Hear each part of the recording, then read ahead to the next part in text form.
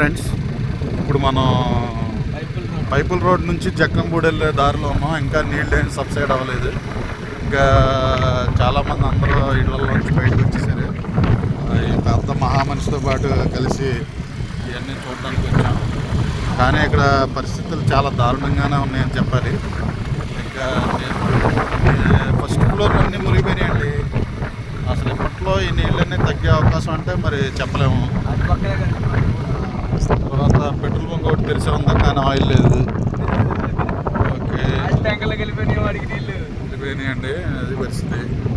అబ్బు ఇటు సైడ్ అటు సైడ్ అసలు మొత్తం అంతా వర్షం నీళ్ళే ఉన్నాయి. అదే వరద నీరు. వీడు కూడా మిగిలిపోయాడు. ఆ ఇల్లు ఇంకా జబ్బు.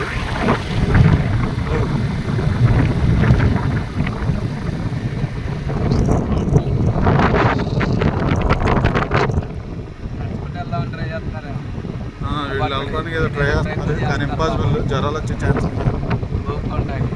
ఆడ ఆల్రెడీ వెళ్ళి ఇరికిపోయాడు పెట్టి.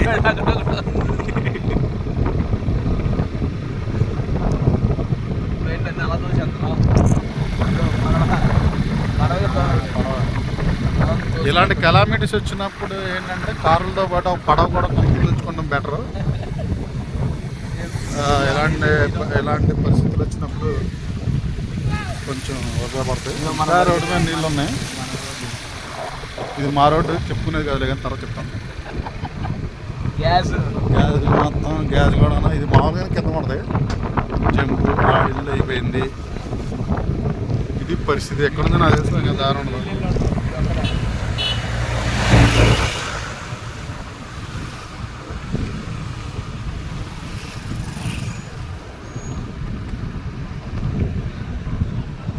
బాబాయ్ జాగ్రత్తగా దిగు.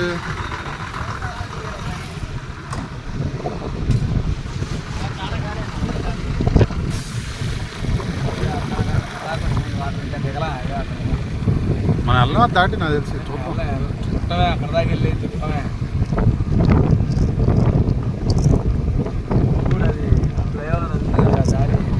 అదే నేను మొన్న ఇటు వచ్చానని చెప్పు. కాదు అటు వచ్చాయి కదా నీళ్ళు.